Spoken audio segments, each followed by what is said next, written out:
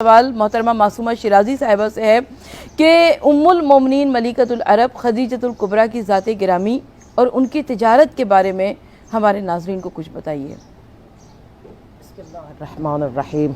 इब्तिदा रब्ब करीम के बाबरकत इस्म से और दरूद व सलाम उन ज़वात मुक़द्दसा पर जो वजह तख्लीक़ कायनात हैं, और हज़ारों दरूद व सलाम, हज़ारों हदिया सपासो अक़ीदत उम्मुल मसाकीन, उम्मुल मोमिनीन, उम्मुल आइम्मा, उम्मुल मासूमीन, उम्मुस सादात, सैयदतुल कुरैश हज़रत खदीजतुल कुबरा, और ये लक़ब कुबरा भी रसूल खुदा की तरफ से अता करदा है बुलंद।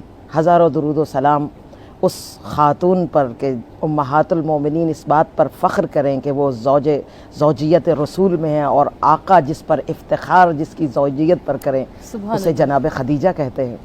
और अगर तारीख़ के झरोकों में देखा जाए तो मैं अक्सर ये कहती हूँ कि हम बीबी के माल का तज़किरा करके बीबी की शख्सियत को सामने लाते हैं। अगरचे जनाब सैयदा के कितने चेहरे हैं, एक बाअज़मत तरीन समाजी रहनुमा जो जिसका घर जो है वो दारुल मसाकीन है, जहाँ पर पूरे मक्का के जितने यतीम यसीर फ़कीर सब आकर वहीं से अपनी एहतियाजात दुनियावी से मुस्तफ़ीद होते हैं।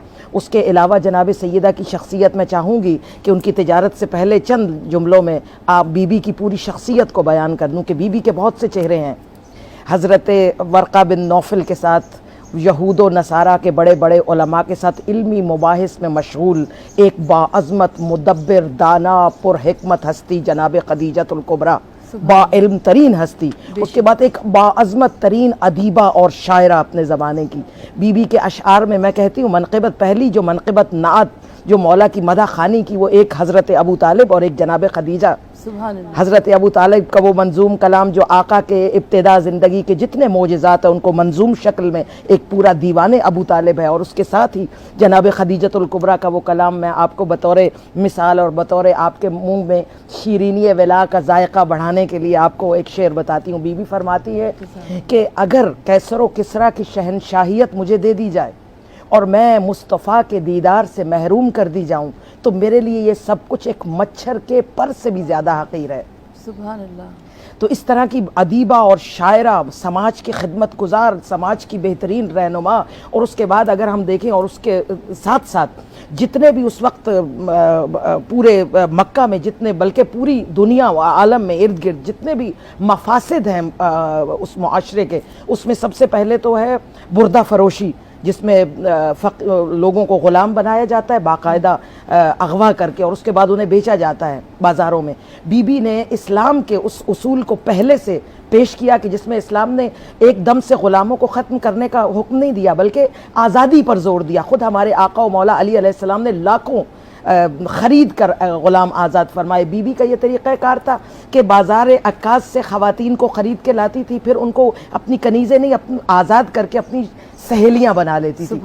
उसके बाद बहुत मकामात पर बीबी की आज़ाद करदा ग़ुलामों की एक लिस्ट है। ख़ुद मैसरा जब रसूलुल्लाह के साथ आया और मोजज़ात मुस्तफ़ा और जमाल व जलाल मुस्तफ़ा को बयान किया, और रस्ते में बाबसीरत शहज़ादी को आका के तमाम अलाइम अता किए, तो जोशे विला में जनाब सैयदा ने मैसरा को आज़ाद किया। सुभान अल्लाह। उसके बाद हज़रत ज़ैद जो मुँह बोले बेटे हैं रसूलुल्लाह के, बीबी के ग़ुलाम हैं, बाज़ार अक्कास से ख़रीदा गया है, बीबी ने उसे आज़ाद करके वो रसूल खुदा की खिदमत में पेश किया, और आका ने अपनी मोहब्बत, इल्तिफ़ात और चश्मे इश्क के साथ उन्हें ऐसा शदीद आशिक बना दिया कि आज वो मुँह बोले बेटे के तौर पर हम उन्हें ज़ैद कहते हैं।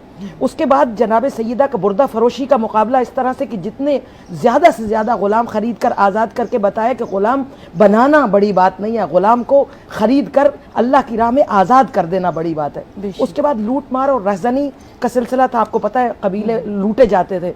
उसके जवाब में बीबी का घर दारुल मसाकीन था, जहाँ उम्मुल मसाकीन लोगों को और माशरे को बदल रही थी कि खाओ नहीं खिलाओ, लूटो नहीं लुटाओ। उसके बाद हम अगली तरफ आते हैं कि ख़वातीन को ज़िंदा दरगोर किया जा रहा था। उसके जवाब में बीबी ने अपने घर को یوں سمجھیے کہ ایسا سائبان بنا دیا کہ خواتین سے بی بی کا یہ مطالبہ تھا کہ اگر بچہ تم یہ جانتی ہو کہ اسے قتل کر دیا جائے گا بیٹی کی صورت میں تو اسے میرے گھر کی زینت بنا دو. ہزاروں بچیاں ہیں, کئی بچیاں ہیں, اور اس میں سے 3 تو حالہ کی بیٹیاں جن کو وہ ساتھ بھی لائی ہیں, رسول اللہ کے گھر پر تشریف لے کر آئی ہیں. تو یہ ساری خواتین ہیں جن کے اوپر سائبان بن کر بی بی نے دختر کشی کا وہ مرثیہ جو بے ذنب قتلت ہم سنتے ہیں اس کا جواب عطا کیا معاشرے کو. اس کے بعد معاشی بے نوائی کا جواب, یہ جو تجارت کی بات آپ نے فرمائی, یہ عورت کی بے نوائی تھی, معاشی بے نوائی تھی, اور اسی بے نوائی کی وجہ سے اسے زندہ درگور کر دیا جاتا تھا, اسے کھلونا سمجھا جاتا تھا. سب سے پہلے بی بی نے امیران قریش کے تمام ان پھیلے ہوئے دست بستہ ہاتھوں کو جو چاہتے تھے کہ عقد کریں, ان کو ٹھوکر مار کر بتایا کہ عورت کھلونا نہیں ہے, تمہارے تکبر اور نخوت کو توڑوں گی. نخوت و تکبر کو توڑ کر عورت کو کھلونا ہونے کی نفی کی. اس کے بعد اپنی تجارت کو اتنا بلند کیا کہ خدا کی قسم پہلے سید مرد ہوا کرتے تھے, یہ وہ پہلی خاتون ہے جو سیدۃ القریش کہلائی. سبحان اللہ. اور بیوی کا جو سسٹم ہے تجارت کا عجب ہے کہ قومیت کے لحاظ سے عرب ایک محدود قوم ہے, مگر اسی مکہ میں رہنے والی شہزادی بین الاقوامی ہے, کیونکہ اس کا ٹریڈ بین الاقوامی ہے. 400 معاشی ماہرین ہیں جناب سیدہ کے, جو دنیا میں مختلف جگہوں پر عالمی منڈیاں ڈھونڈتے ہیں, یعنی وہ منڈیاں ڈھونڈتے ہیں کہ جہاں سے زیادہ منافع کمایا جائے. ایک وقت میں 80,000 اونٹ بی بی کے حالت سفر میں رہتے ہیں. اس کے بعد بی بی کے مسلسل یعنی شام, طائف, عراق, یمن, حبشہ, فلسطین, یہ ساری عالمی منڈیوں پر جناب سیدہ کا ایسے قبضہ ہے کہ مال اس وقت تک عالمی منڈی میں کھولا نہیں جاتا جب تک کہ مال خدیجہ کے ریٹ مقرر نہیں ہوتے. اور یہ سب کچھ ایک شہزادی اپنے گھر میں اپنی باعفت مسند پر اپنی پاک تینت با طہارت شخصیت کے ساتھ, کہ جسے عرب طاہرہ کہتا, ڈکشنری میں کنواری پاکیزہ مریم کو طاہرہ کہا جاتا ہے, وہ طاہرہ خاتون اپنے گھر میں بیٹھ کر پورا عالمی ٹریڈ کو سنبھالے ہوئے ہے. سبحان اللہ. اور ایسا پاک کاروبار کہ جس میں اس سے پہلے سودی کاروبار کا مقابلہ کیا, یہ جو مقابل میں بتا رہزنی کا مقابلہ, اور اس سلسلوں میں سب سے بڑی چیز تھی سود, ایک حرام کاروبار کہ جس میں غریب سے غریب تر اور امیر سے امیر تر ہوتا چلا جاتا. اس کے درمیان میں ایک مساوی معاشی نظام, ٹریڈ کا ایک نظام بی بی نے دیا خود, کہ برابر منافع تقسیم ہوگا, برابر نقصان تقسیم ہوگا.